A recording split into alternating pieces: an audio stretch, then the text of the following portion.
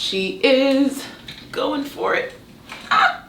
When I was working on my, okay, put this between your thighs. This table is not sturdy. Everything's a gamble. Or maybe it's my skills of putting things together. Okay, can you see the title better? Is that good? Are we serving mini cleavage today? All right, how's my armpit stains? I was doing my growth day coaching with Brandon Burchard. Honestly, check out the app. Go to Growth Day or search for Growth Day in the App Store. Or you can go online to growthday.com/glow and check me out if you want me as your creativity coach, but also kind of like your mindset life coach stuff. Okay, how are we doing? Should I button this? Is this too much yellow? Is it a clash of yellow? I'm doing something I haven't done in a long time, which is drinking while recording. The two don't always make a great mix, but we're gonna do it because if you go to my YouTube early videos, I think in 2018, I recorded Tipsy Travel Talk.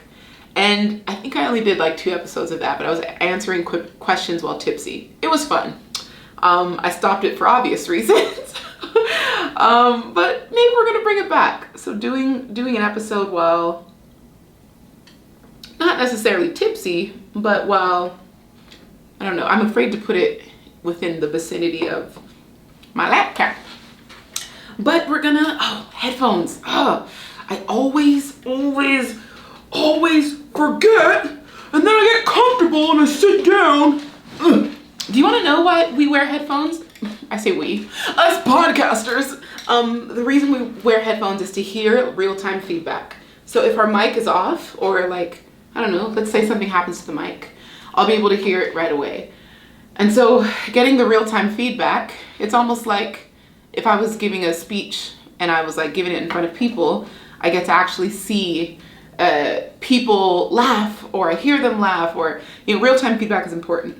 But sometimes it's distracting. Hearing how you sound that comes through like a digital means, it can be very strange. Okay, well, what up, YouTube? I appreciate the comments. You know, we're getting like 100 views per video. But I love it though, because it's showing people, it doesn't matter how big my platform is, 250,000 followers on Instagram, doesn't mean that's going to translate on every platform. But I love the process of rebuilding. So if this teaches you anything, whether you want to be an aspiring YouTuber, podcaster, Instagrammer, Twitter, but you know what I mean. Don't despise small beginnings. Even the Bible says it.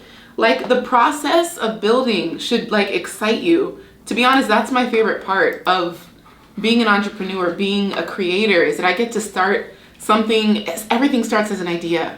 Like this microphone, one day someone dreamt of this and then it materialized. Someone dreamt that, we should have a clicker for when we use a computer, and it became a thing. Everything starts in your brain. And when you give yourself permission to dream and do, you'd be amazed at what comes through. All right, let me stop depriving my basic podcast listeners.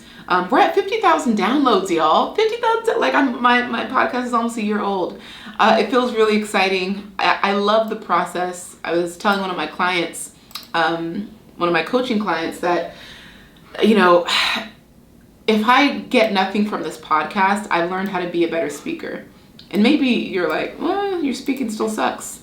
F you. But it's teaching me just better storytelling skills, how to be more concise, maybe how to not be concise. But I'm really enjoying the process, and I'm loving the voice I'm developing on the way. Without further ado, let's go ahead and get this thing started. 3, 2, 1. Let your triggers, wait, sorry, no. Stop. I didn't connect my mic. You see, the thing is, I have 2 mics going. There's a mic for the YouTube version, and then I have the mic that's connected to the computer because it's closer. So let me sort that. I would have been really mad if I went through the episode without the right mic. I mean, it still would have been fine, but it would have been like a little bit annoying. Okay. Reloading project. I record my episodes on Zencaster, by the way, and I enjoy it. I am enjoying the platform so far. Okay, without further ado, thank you, YouTube, for sticking around. I don't know how much of this I'm going to include in the video, but here we go. 3, 2, it gives me a countdown. Let your triggers teach you rather than taunt you, because we all have the power to be masters of our destiny. She getting good.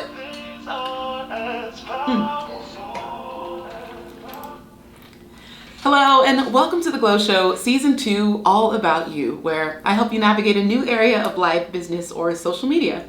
As an empath who has dedicated her platform to education and service, I'm honestly learning as I go, but sharing my lessons along the way. If you like a question answered live, visit... Matter of time. I forgot that alcohol kind of foams on your tongue. I should have got my water. Okay. If you'd like a question answered live, visit milliondollarshortcut.com, purchase a copy, and text it to the number at the top of the screen. Learning, loving, and laughing out loud. That's The Glow Show. Okay.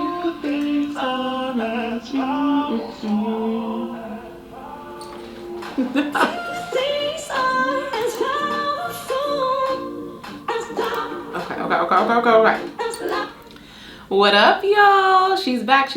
And if you're watching the video version, I highly encourage, like, every one of you, shout out to the 50,000 downloads that we're at this point. I appreciate it so much. 45 episodes, 50,000 downloads. That means a couple episodes got just over 1,000 downloads. But if you watch the video version of this episode, you will see me enjoying a glass of Moscato. And I really want each of you, who I appreciate if you're listening on Apple and Spotify, to get some video love in your life. Get some video, just get me on video, because I think it's a different experience. And I'm really appreciating the comments from YouTube so far about how you all just appreciate seeing the real-time feedback and the real-time glow and the process of even just recording these episodes. So I'm loving it, and I hope you all are too. So episode 46. Wait, 46? Is that right? What? Is that really? Okay, my notes are wrong because I have episode 45. Let me just quickly go ahead and check my cloud drive and see how many folders I have, because I have an episode for every folder. And sure enough, we have 40. This is episode 46.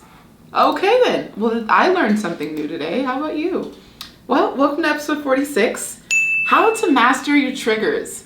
You know the beautiful thing about this? I was inspired to record this episode after being triggered yesterday. And sorry, I'm so distracted on video. I received a message that I found to be very disrespectful. And in the moment, of course, in our human nature, we are human. Whatever you feel on a regular basis, know that I feel it too.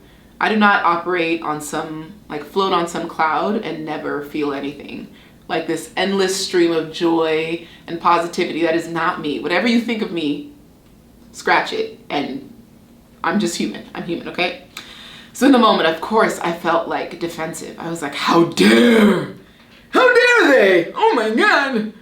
Do you know who I am? I'm kidding. I would never pull that. Don't worry. I've never and will never pull that card. But it was so hurtful, and it was so interesting to see how people feel like they can project on you. But I recognize, like I mentioned at the beginning of this episode, triggers can also teach us. Rather than taunt us and remind us of maybe our own insecurities or where we still need to grow, it can also reflect some of our blind spots that we might try to avoid, which is important. Okay, so triggers are information about ourselves, and they shine a light on work that we still need to do. No matter how healed you feel you are, no matter how conscious and aware, there's always more to be done. And I look at it like when people show you your triggers, like it's a gift. It's kind of a gift because it does allow you to just kind of take a breath and say, oh, I haven't done as much work as I thought I have in this arena. Maybe someone triggers you about your weight. Like that could be actually, that's really mean. If someone's like, says like calls you fat or something, someone calls you something really rude or mean, and that can trigger an insecurity from maybe the first time you heard that word, or maybe the first time someone called you fat when you were 7 or 8 years old, and so it opens up this deep-seated wound, and it reminds you of all the times in your life that you've been called that word, and it's not a good feeling.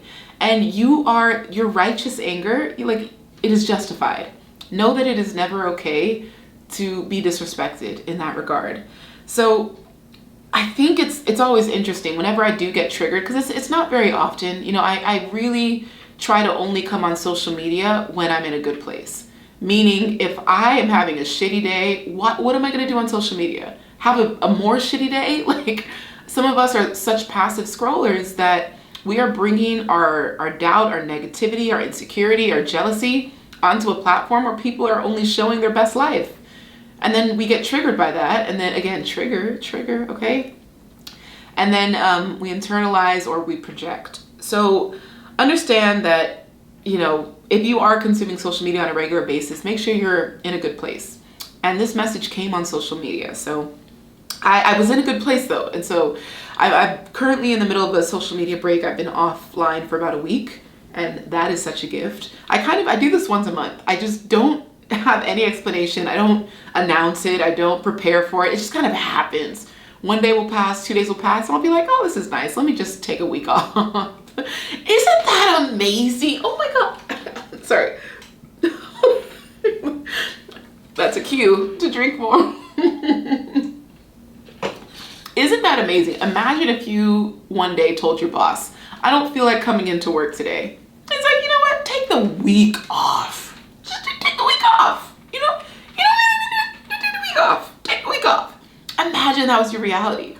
And I realized, oh my gosh, I'm my own boss. I can take any week off that I want. It is just now hitting me. It is just now hitting me that I get to do this anytime I want. Granted, there's outside of, obligations like, today where I have my Growth Day coaching community, but like showing up on social media is 80% of my job. 80% is creating content and digital storytelling. Like, I'm a thought leader / motivational speaker / blogger / everything. I just wear lots of hats. But right now I'm in a space of creative education. So I create content that educates. And I distribute that content through digital means, social platforms, mainly Instagram. But if there's one week where I'm just like, nah, that's so cool. It's so cool. I'm just now realizing what a gift that is. And I read a quote the other day that said, how cool is it that people get to skip their career and go straight for their dream job? Oh, that excites me. I've never had a career. Well, my career might be established now, but I went from college to my dream job. And my dream job, maybe it didn't give me my dream pay in the beginning, but I'd do it all over again to get where I am today, because I understood the beauty of slow growth and slow sacrifice. And so many people want that microwave success. Just pop it in, press a button, boop, you did it, you made it. It's like, get in the oven, girl. Slow bake. Come on. Roast yourself. Build some character. Allow yourself to go through the hardening process, the thickening process, the burning process. Like, all of that is a part of the journey. And if you skip it, you might not have sustainable success once you do reach it. You see a lot of one-hit wonders or people that blow up overnight. They crash and burn because it just all happened too fast, and they didn't take the time to build the necessary tools and go through the steps to manage all of that success in their career. Okay, a little bit of a tangent, but first thing that happens when someone triggers you, understand the difference between responding and reacting. Me, last night, I could have reacted by like, oh, the nerve. The dissertation that I wanted to type, because women, we love dissertations. We love typing our thoughts out in essay forms. Like, we learned that in high school, like how to turn anything into an essay. But I haven't sent essays. I don't send essay texts. That's not me. So as soon as I like started feeling myself type it out, I immediately deleted it. I was like, this is literally only gonna suck more energy from me. And I don't even want to give this person the gratification of knowing that they hurt me, you know? And I think that's important as well. Like, some people knowingly say things to try to hurt you, and giving them the gratification of like letting them know that it got to you is what they want. So I was like, you know, I'm not even gonna give this person that. Ooh, sorry, that's this talking. That wasn't a word. I was just, Okay. I was like, you ain't gonna get me? Okay. Responding is, well, no response is a response. There's that. But then responding with you can either not acknowledge the hurt. Like, let's say someone says, I don't know, you get your PhD and someone from high school is like, wow, congratulations on your PhD. I never thought you would go this far. That is so, come on, unnecessary. But in that moment, obviously reacting, you could be like, F you. I didn't think you'd still be alive. You know, you could be really hurtful, blow for blow. Or you can be like, thanks, appreciate it. Boom. That's a response. That's a response.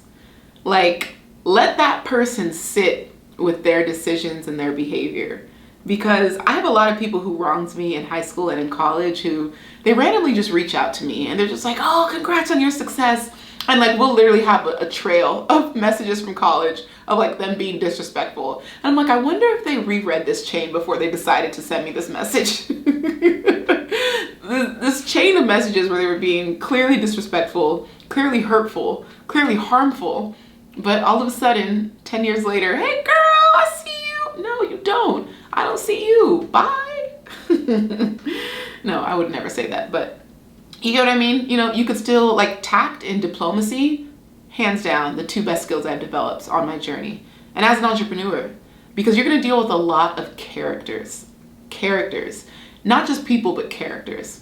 And when I say character versus people, like, characters are a version of someone that they haven't worked on. We all have different characters. You could be the drama queen, you could be the diva, like different parts of ourselves that, you know, come out in different scenarios. And when someone is jealous, you might see their character be exposed through, you know, being spiteful. So it's super important that you respond, not react, to master your triggers when someone triggers you, okay? And like I mentioned a little bit earlier, identify the source of the trigger. If someone calls you a word that is painful, think of the very first time that word was used and can you redefine it? That's so important because you can't make that word go away. And again, I'm going to just use the word fat and use weight as a reference because I think that's very easy to imagine. So if someone calls you fat and you're triggered by that word, even you could be in the best shape of your life. You could literally be like at your ideal weight. And that word will just bring up memories of you being 8 years old, 12 years old, 13 years old, and people calling you that as a kid. And so what I want you to do is redefine that word and take ownership of it because you can't make that word go away and you can't control other people using that word against you. So how can you redefine your relationship with that word? That's super important.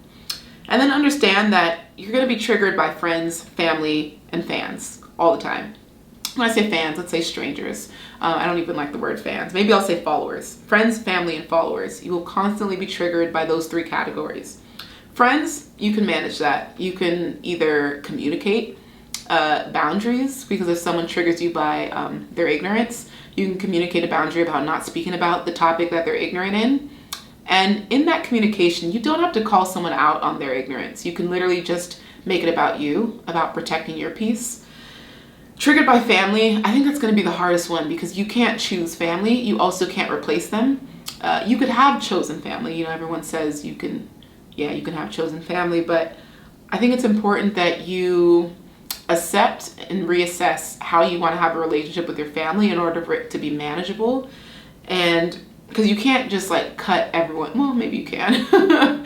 But I think it's important to understand that triggers by your family cut a little bit deeper because usually it's our family that know our deepest insecurities because they've been around us the longest, usually. So that could be a source of a trigger. And then, of course, the last one is followers. I think that one's the easiest for me to deflect because there is no expectation of them being kind. Like, I'm always very, like, honored or surprised or just grateful that anyone is ever kind to me, because no one owes me kindness. I'll be honest. I could be the most gracious, racist slash gracist. What? Okay, that's a cue for a drink. I could be the most kind and compassionate person, but that doesn't mean you owe me that same level of grace. It's just not how people work. So whenever someone is kind to me, I'm always so amazed, like, oh, wow. So I don't really have expectations of kindness from strangers.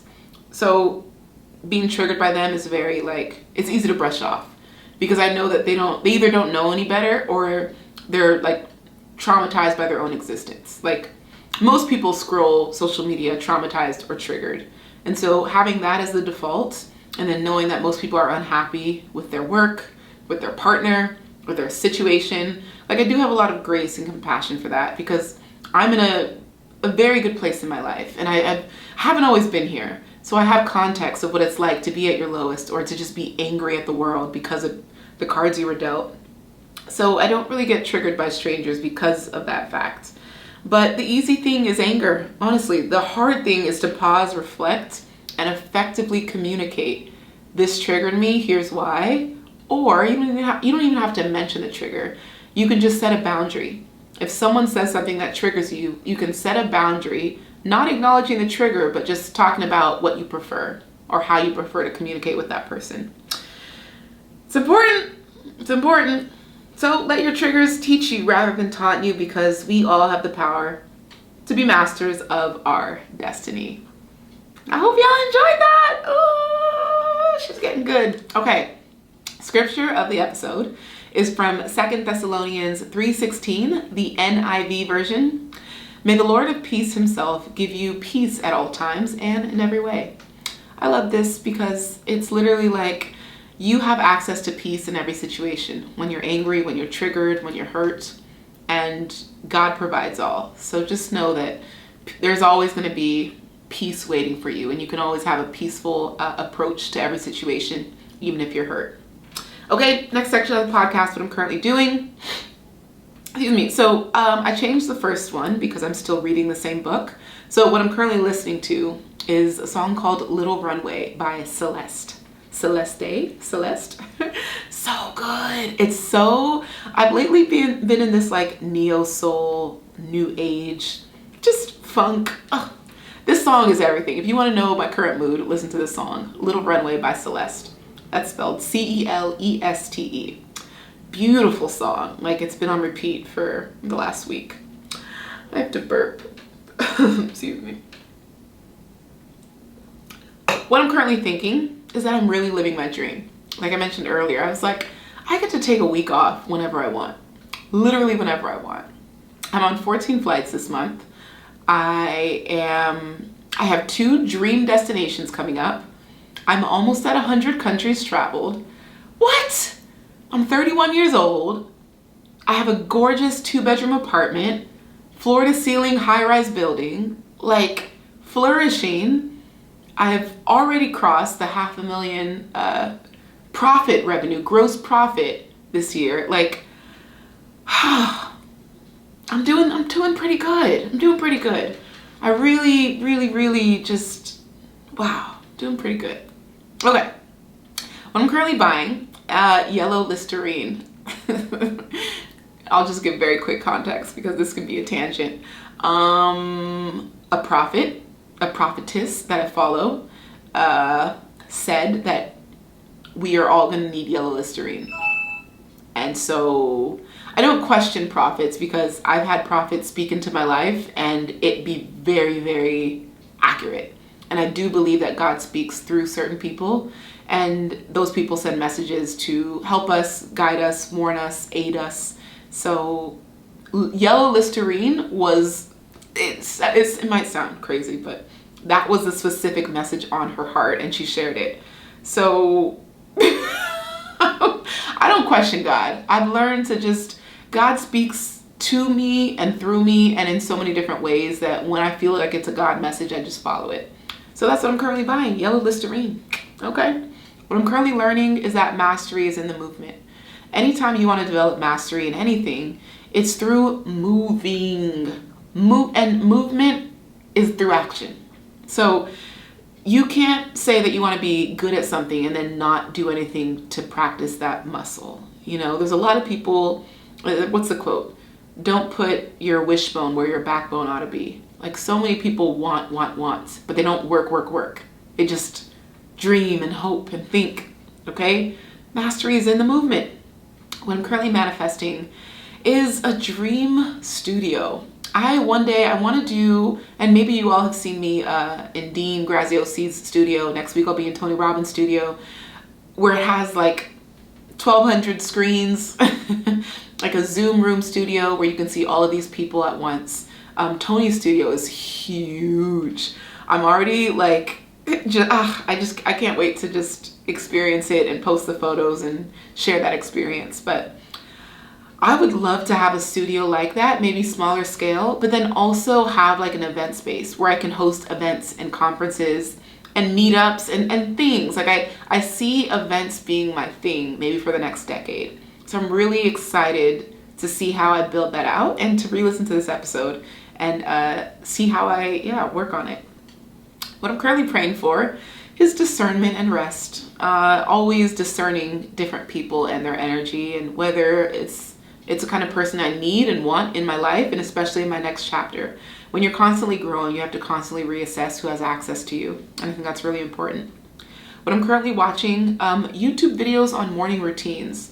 I went down the Gary Vee and the Tom Bilyeu rabbit hole and just trying to figure out other things that I can incorporate into my morning routine. Currently, I do like cold showers, workout, read, journal, meditate. So yeah, I'm always like every month switching up my routine. So looking for something different, especially being on the road. I need some flexible things that I can add. What I'm currently avoiding, oh my gosh, bed bug update. Okay, so I have maybe 12 bags, garbage bags full of clothes that I'm just drying on a cycle. I no longer have the bed bugs. The exterminator came, they are gone. I feel so excited. The sucky part is I paid $200 for them to exterminate the bed bugs, but they didn't find any. So, I mean, but it was good to get the inspection and get the full, like they did still do the spraying and the everything, but they were like, actually, you acted so fast, I think you caught it. And now that I remember, like the first time I got bit, I felt it on my legs, like almost immediately. And then I was like, oh, that's interesting. When did that get there? And then just a few minutes later, I literally felt the new itches on my arm. I was like, huh. Because the thing about bed bugs is you don't feel them bite you. They don't sting. And so I was like, what, you know? And so I immediately wrapped up, like I quickly Googled, I'm like, what do you do if you get bed bugs? Quickly wrapped up my sheets and threw it in the washer and dryer, and like, yeah, that got rid of that immediately. And then I switched out my bedding. So I have new bedding, and yeah, so I think I got rid of them, which feels good. Anyways, what I'm currently loving is my solitude. I really do love my alone time. It never feels lonely. It's so full because I get to do what I love. All right, that's it. Thank you so much for listening. Be sure to tag me on Instagram, post your favorite quote at Glow Graphics, and share with me everything that you're learning and loving about these episodes. I'm taking it into consideration for season 3, which will be after episode 60. Please leave a review on Apple if you can. I love you guys so much. Thank you, and chat with you on the next episode. Thanks, YouTube. Now, I'm just gonna go ahead and finish out this drink.